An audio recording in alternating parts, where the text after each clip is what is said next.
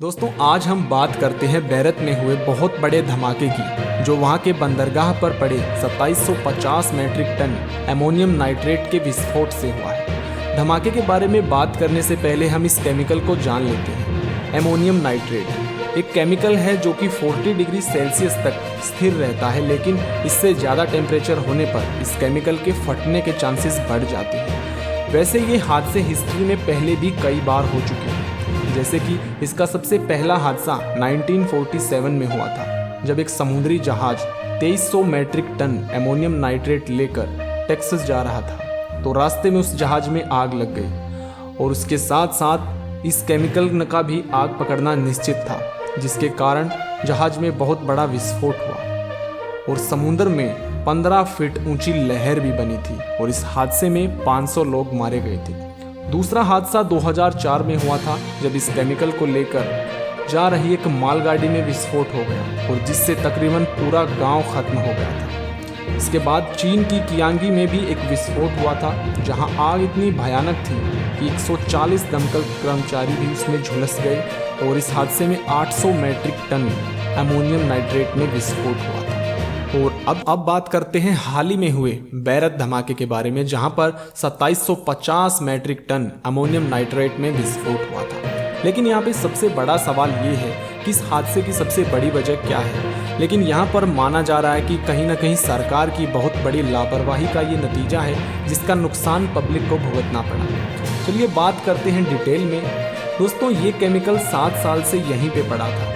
Actually सितंबर 2013 की बात है। जॉर्जिया के बंदरगाह से रोसोस नाम का एक पुराना सा जहाज 2750 मैट्रिक टन अमोनियम नाइट्रेट लेकर मोजाम्बिक के लिए रवाना हुआ, लेकिन अपनी मंजिल पर नहीं पहुंच पाया, क्योंकि इस जहाज के साथ कई दिक्कतें थी। एक तो ये 30 से 40 साल पुराना जहाज था और इसके स्टाफ यानी कि क्रू मेंबर्स को भी टाइम से सैलरी नहीं दी जाती थी। इसके अलावा रवानगी के लिए इनके पास खाने पीने का भी पर्याप्त बंदोबस्त नहीं था।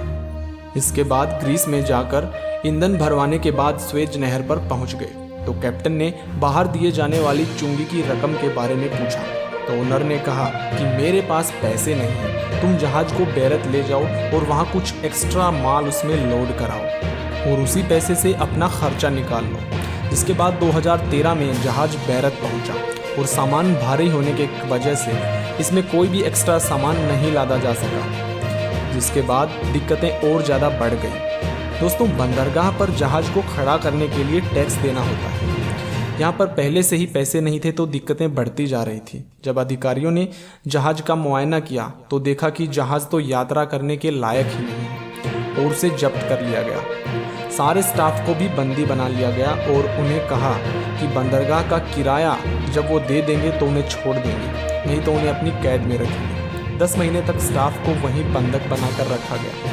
अब खुद को आज़ाद करने के लिए स्टाफ के पास कोई और आइडिया नहीं था, तो उन्होंने डिसाइड किया कि हम इस ईंधन को बेच देते हैं। तो उन्होंने एक वकील किया, जिसके बाद अदालत ने भी उन पर दया दिखाई और उनके ईंधन को खरीद कर उनको आज़ाद कर दिया। लेकिन असली प्रॉब्लम अभी बाकी थी, केमिकल की, जिस पर किसी का भी ध्यान नहीं गया था। बाद में इसे उठाकर हैंगर नंबर 12 में रख दिया गया, जो कि गोडाउन है जहाज का ही। 2014 से 4 अगस्त 2020 तक ये केमिकल पड़ा रहा। कस्टम डिपार्टमेंट जानता था कि ये केमिकल बहुत ज़्यादा खतरनाक है और सरकार को उन्होंने बहुत बार चिट्ठियां भी लिखी। कस्टम डिपार्टमेंट चाहता था कि या तो इसको कहीं सेफ डिस्पोजल कर दिया जाए या फिर इसे बेच दिया जाए, लेकिन इस बात पर किसी ने गौर नहीं किया और आखिरकार किसको पता था कि एक टाइम बम की तरह चल रहा है, जिसका टाइम धीरे धीरे अब जाके पूरा हुआ है। और क्योंकि ज़्यादा पुराना होने के कारण ये केमिकल डिकम्पोज होना शुरू हो चुका था और यही वजह थी कि इसमें विस्फोट हो गया। तो दोस्तों कुल मिलाकर बात ये है कि ये एक लापरवाही का ही बहुत बड़ा नतीजा है, जिसकी तरफ किसी ने ध्यान नहीं दिया और बहुत ज़्यादा नुकसान उठाना पड़ा। इस वीडियो में इतना ही। अगर आपको पसंद आए तो लाइक करिए और ऐसी वीडियोज़ के लिए हमारे चैनल को सब्सक्राइब करिए।